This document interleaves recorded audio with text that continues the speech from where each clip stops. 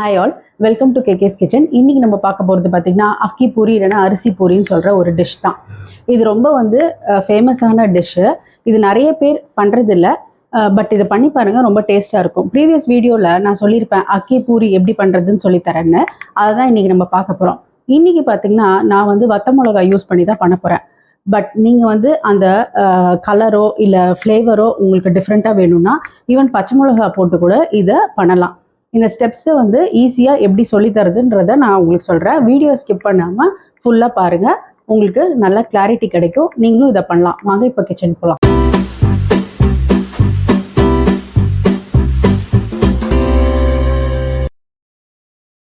ஒன்றரை அழகு எடுத்துக்கோங்க. இது நல்லா 2-3 வாட்டி அலசிட்டு ஒரு 4 வத்த மிளகா போட்டு ஊற வச்சிடலாம். இது ஒரு 2 hours ஊறட்டும்.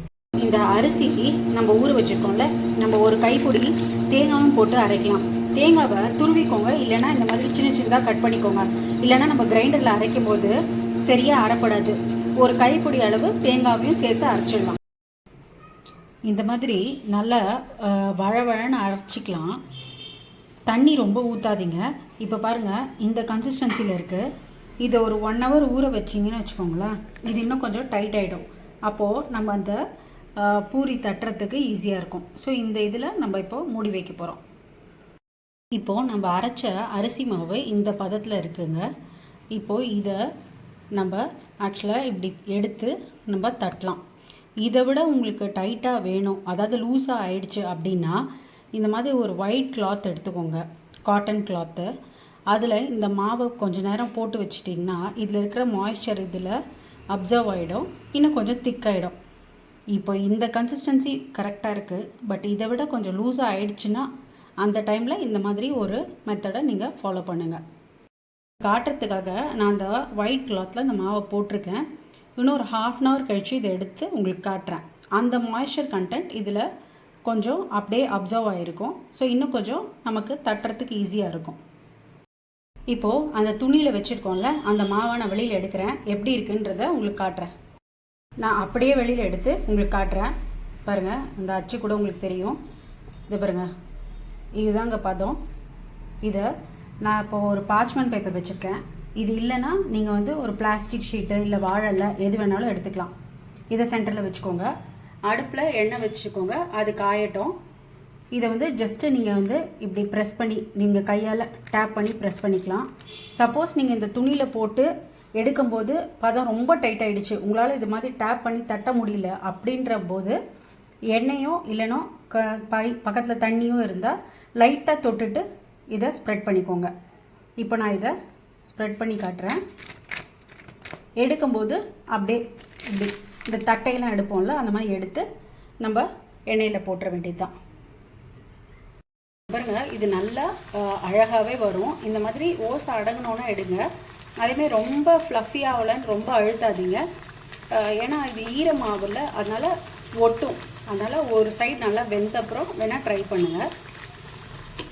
நல்லா வெந்த உடனே எடுங்க, அதுதான் நமக்கு சேஃபு. இன்னொரு வாட்டி நான் தட்டுறது எப்படின்னு நான் உங்களுக்கு காட்டுறேன்.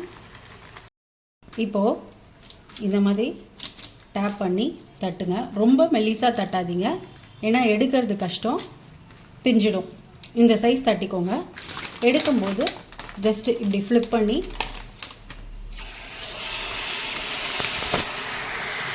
எண்ணெயில் போட்டுற வேண்டியதுதான்.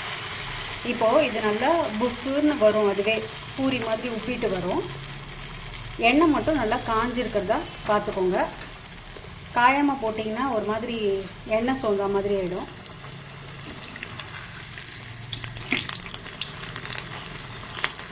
ஒரு சைடு நல்லா வெந்தப்புறம் அடுத்த சைடு திருப்பி போடுங்க.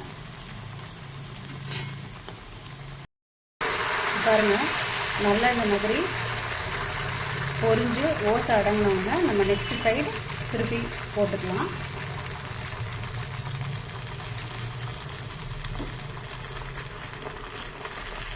லைட்டாக இப்படி டேப் பண்ணிவிட்டு திருப்பி போடுங்க. கொஞ்சம் நல்லா வேக விடுங்க.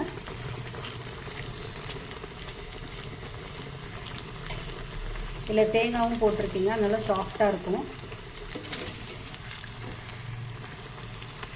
வருது பார்த்தீங்களா, பூரி மாதிரி.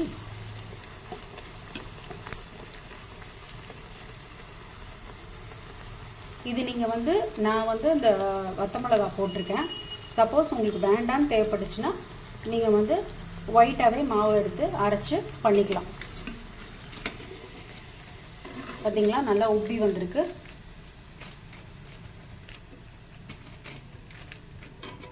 பக்கத்தில் இந்த மாதிரி டிஷ்யூ பேப்பர் போட்டு வச்சிடுங்க.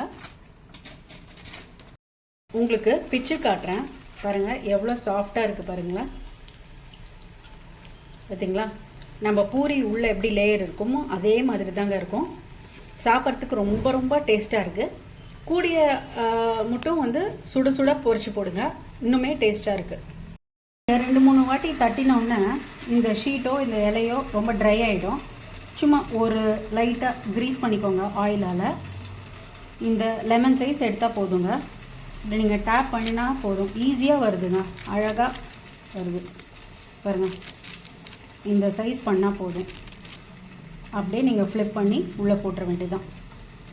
இது ஃபஸ்ட் டைம் பண்ணி பாருங்கள். உங்களுக்கு பிடிச்சிருந்ததுன்னா நீங்கள் ஒயிட் கலரில் பண்ணலாம், இல்லை ஏதாவது ஃப்ளேவர்ஸ்லாம் போட்டுக்கலாம், எள்ளு அந்த மாதிரி. சில பேர் கருவேப்பிலை கொத்தமல்லிலாம் நல்லா சாப் பண்ணி போட்டு கூட பண்ணுவாங்க ஃப்ளேவர்ஸ்க்காக.